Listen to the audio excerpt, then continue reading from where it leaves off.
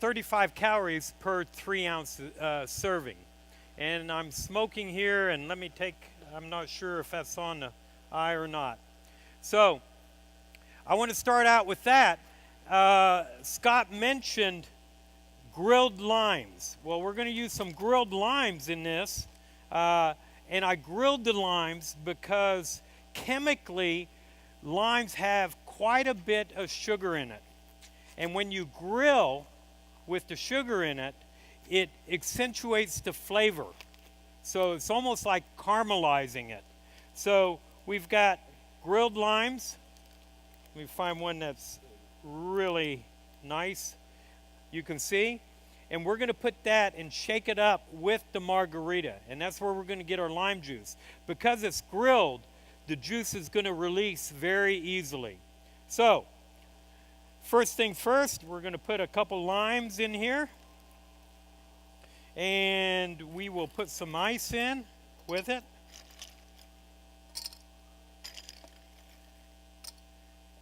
And can't have a margarita without tequila. So we'll pour some tequila in there. A little bit. And then our Vo2 beverage mixer. You know, this show wouldn't be possible without the ZestFest folks. And I really want to give a thumbs up to what they do every year for us. To Greg, to June, to Kevin, the whole staff. Scott is here every year. And like I said, you wouldn't be here if it wasn't for them wanting to put this show on. So let's give them a big welcome and thank you. So I've gotten this shaken up really well. It's nice and cold. We'll pour it out. And Scott, if you can help me out, you can be a taster. And actually, I've got enough here. I don't think I can drink both of them, Chef, but I'll do the best I can. Huh? Well, is there anyone out there who drinks alcohol? Oh, there we go. Oh, yeah. Are you kidding me? Thank you, Chef. And there you go. All right.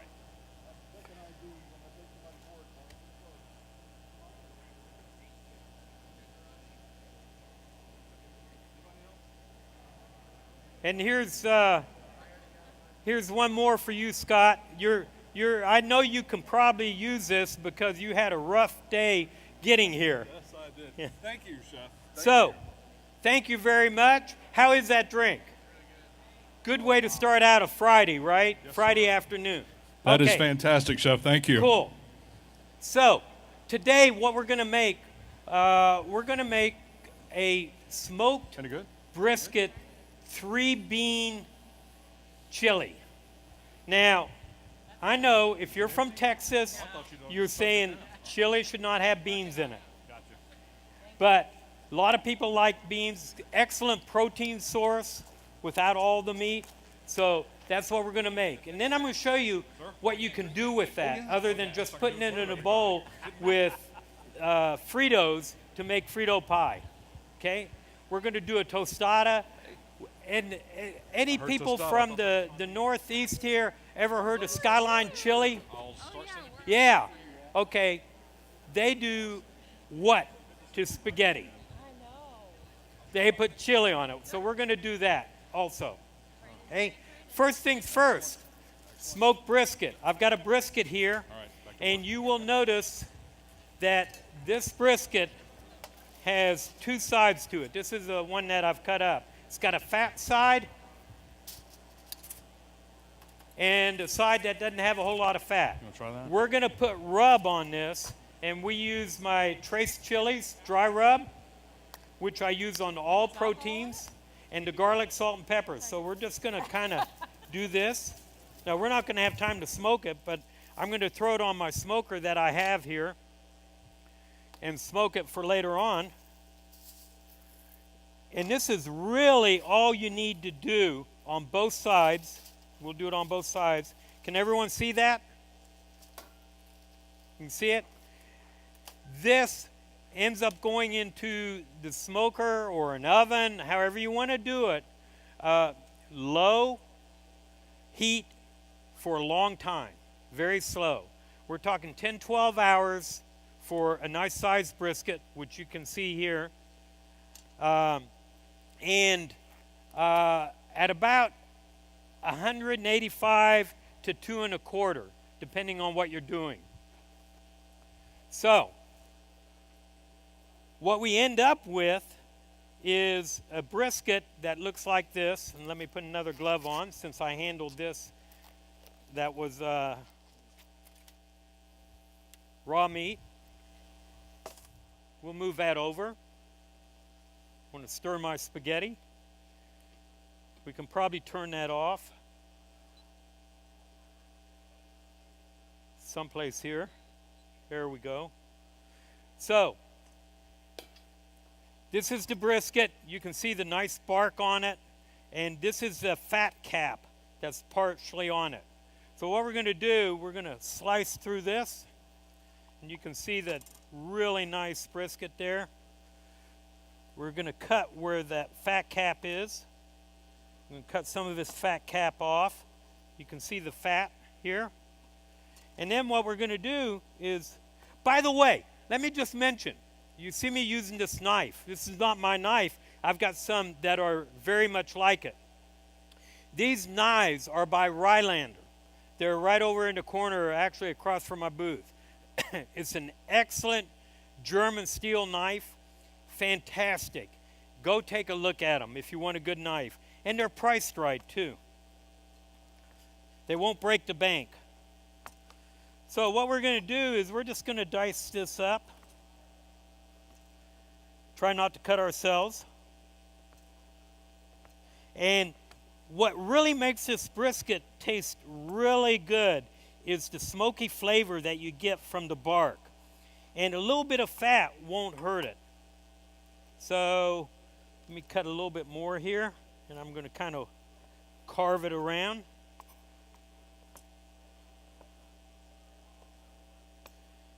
And we'll dice this up. And this is a real easy recipe. We're not going to put onions in this, a whole bunch of stuff. We're just going to put a little bit of garlic, salt, and pepper in it, and some of my seasoning, chili seasoning, which, by the way, you'll see a booth in the middle for Ray Kitchen Foods and Smokin' Texas Gourmet. We sell all our products there. Do most of you out there smoke a brisket? Do you do your own smoking or anything? If you don't, and you want to make this recipe, go out and buy 3 pounds of a smoked brisket from someone. You can get it just about anywhere. Okay, so we have the brisket all done and ready to go. All we have to do is toss it in. Now, the first thing we're going to do, I've got an organic herb oil. And I go to Mexico, and I took a cooking class in Mexico, and they had, in this cooking class, they made an organic herb oil. And I got the recipe from them, and it was just outstanding. So we're going to use it. And I use this for everything I cook, and I put the recipe out there too. Yes, sir. So here's the great thing about it. The recipe calls for extra virgin olive oil and avocado oil. Why do we put avocado oil? Why did I do that? Anybody know? Avocado oil has a much higher heat point, smoke point. So you can use it and go to a higher temperature if you need to. So we got that kind of heating up. We're going to get ready for our garlic. And I'm going to show you, we're going to put some garlic in here. That's going to burn up if I don't move it real quick. A lot of people out there peel garlic. You don't need to peel it. To get the skin off, all you have to do is mash it, and the skin comes right off. Very easy little trick. Chef, I don't want to sell it short. That herb oil that you're talking about is more than just olive oil and avocado oil. There's a lot more going on in there. Yes. It's got the herbs in it. It's got the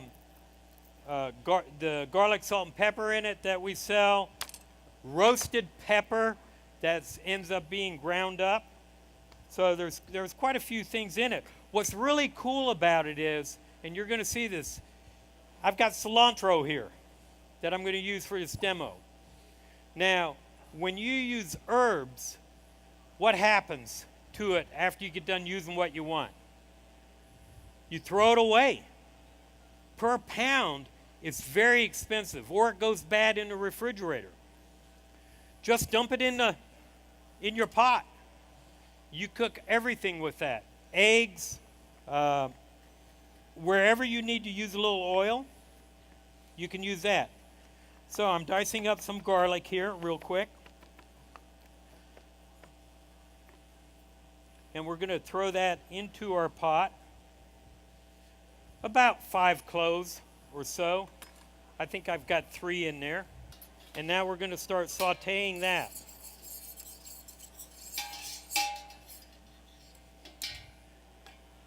Chef, I assume you're good for some questions from our friends out here if they have any, correct? Sure, absolutely. If anybody's got a question of Chef Peter Mollett, just raise your hand. We'll come over to you. Yeah. All right. There's something about this Amen corner over here, Chef. The longest walk I got to make. I just want to know, as far as the brisket, the stuff that he put on there, is he selling it over here at his booth? Are you selling the rub, everything that went into preparing the brisket? Everything you see here, except for the organic herb oil, we sell. And you can sample it. And we've got a lot more than this. It's just for my demo today. Okay? So, we're starting to saute the garlic. And we want to saute it, but we don't want to burn it. So you got to make sure that you keep your temperature halfway decent on that. These are small gloves. And then what we're going to do, this is the real easy part of this. We're going to put the brisket in there. Now the brisket's already cooked, so we don't have to worry about cooking it a lot. Although when you make chili, you want to go ahead and let it cook, simmer, for maybe 2-3 hours, because the flavor profile will develop as it cooks. And in particular, the next day, it'll be amazing.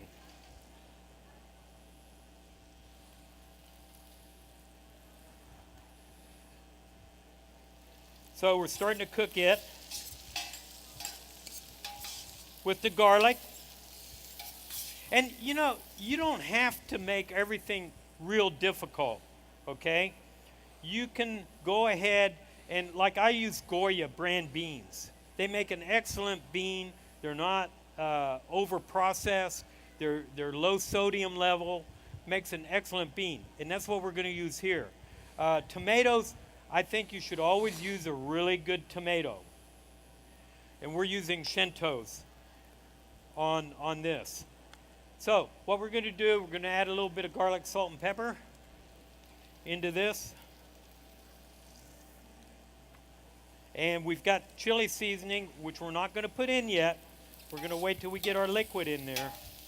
Chef, I have noticed that as we've done this show for the last several years, 10 years, 12 years, that it has tended to evolve that using canned vegetables is no longer the worst thing in the world that you can do, that it's accepted. Yeah, I think so. I think the manufacturers have gotten a message about sodium level, about all the chemicals they put in it, the preservatives, and most of them today have manufacturing capabilities where they don't have to use all that stuff. Okay? Matter of fact, wasn't long ago we had a romaine scare, if everyone remembers that. So, and that wasn't even a processed vegetable. Processing the vegetables does help kill bacteria and such. So I have no qualms in my business using and serving stuff like that, as long as it's good quality. Okay, so now we have, if you can see this, can everyone see the brisket and garlic together? I can't see, so I don't know what we're looking at. What we're going to do is we're going to add some liquid to this now. Well, these are peeled tomatoes. You want peeled tomatoes, or if you use fresh tomatoes and you're going to pulse them up yourself, you want to blanch those tomatoes first by throwing them in some hot water and then peeling off the skin, because the skin inside a soup or a chili or something like that, it's not going to taste real good. Now, there's two ways to do this. You can put it into a bowl, take a masher and mash it, or you can do it what I think is the childlike and fun way. You can just pour it in there and take it in your hand, and when that tomato starts coming out, just crush it with your hand. My grandkids love doing this.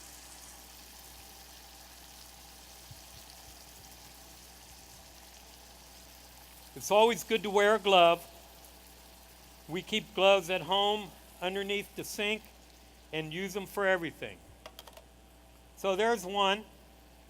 We'll do another one. And after I get done with this, then I can take my gloves off, and one dropped in there.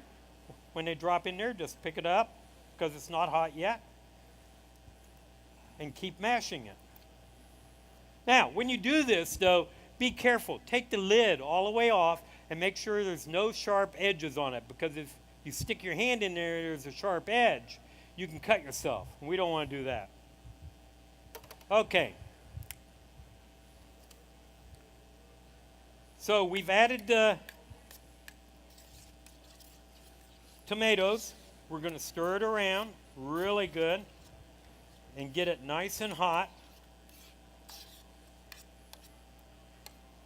And if I can cook this in 20, 25 minutes that you're going to be sitting here, okay, you can do this at home very, very easily and have a full 2-day dinner left. Okay, can you see it with the tomatoes in it and Yes, sir. everything? We got an overhead shot right there, Chef. Looking good. Perfect. So we're heating this up nice and hot. And what we're going to do now is we're going to add the beans. I love using black beans. And Goya makes a really good Negro bean. So we're going to dump in there. When you dump this in there, you're going to think, oh my gosh, it's got so much liquid in it, it's going to be, very soupy. It won't, believe me, okay? Particularly when you start heating it up more, you're going to lose to evaporation some of the moisture. So we've got our black beans in there. We've already put some garlic, salt, and pepper in there. And now we're going to put a dark kidney bean. And I like using small beans rather than the giant beans.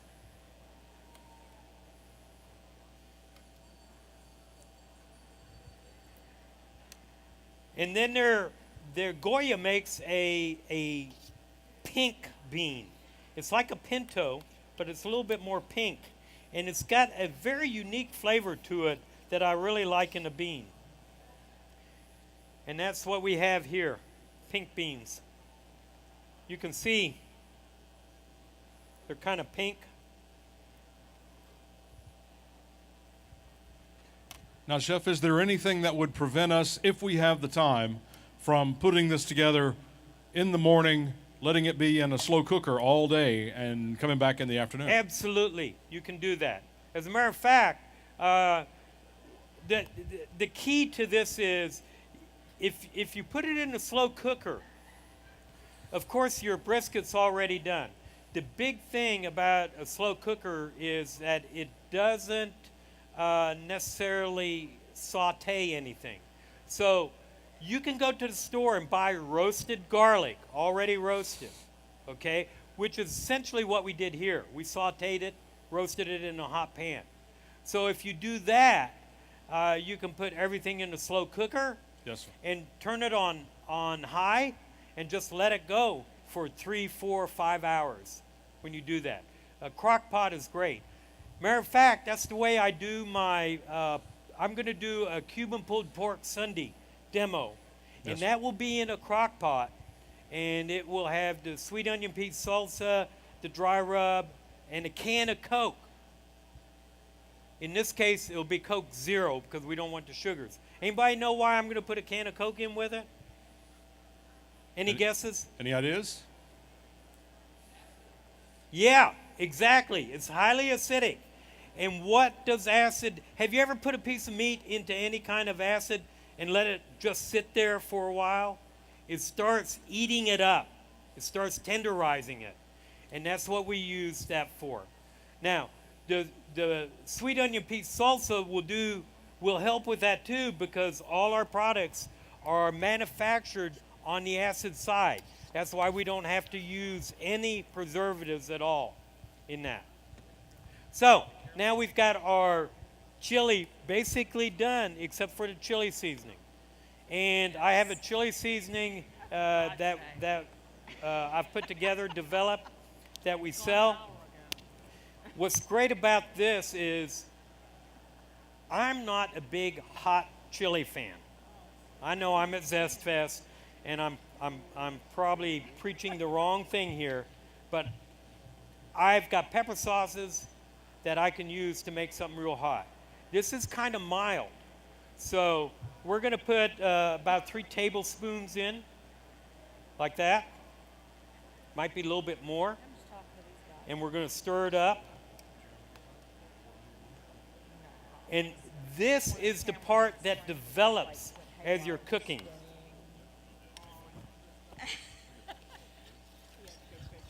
Okay? Now this is really pretty much cooked. I don't know if we have any tasting spoons up here.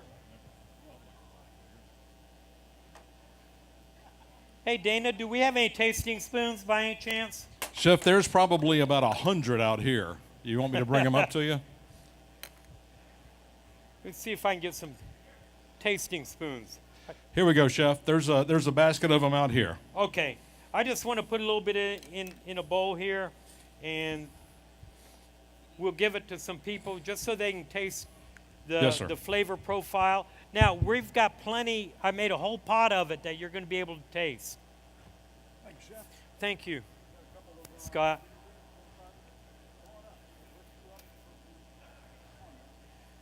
Now, what do you do with the chili?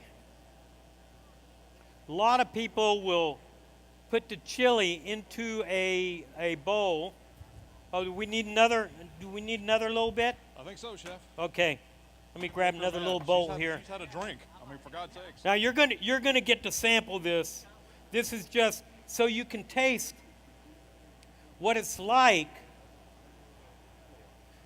So you can taste what it's like before it developed the flavor, and compare it to what you're going to be tasting that we're sampling. You'll find the flavor really develop. Now a lot of people will put chili in a bowl, okay, and serve it for Super Bowl Sunday, you know, like this, and put it on top of Fritos to make Frito pie, or do this, a little bit of cheese, a little bit of cilantro. Some people like onions on it, and now we have a bowl of chili. Can everyone see that? We got a bowl of chili. When I was in Mexico the first 2 weeks of January, I got to the point where I ate a lot of tacos. And what is tacos? It's basically chili meat, right, that they've cooked. And I said, you know what? There's a better use for this. So what I did, and I did quite a bit of cooking there. I'm going to do it here without so much of the soup. Kind of strain it through a slotted spoon or something and put it on a tostada.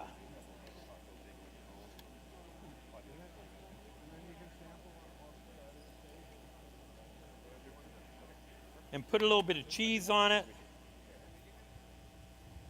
a little bit of cilantro I was. on it.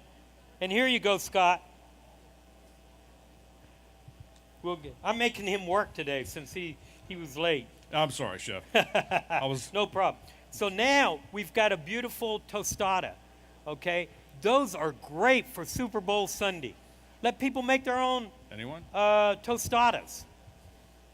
And then for those people who are totally gluten-free, but they want some Let us know. pasta, I've got some gluten-free pasta here, and someplace, I thought we had some more tongs. I guess we don't.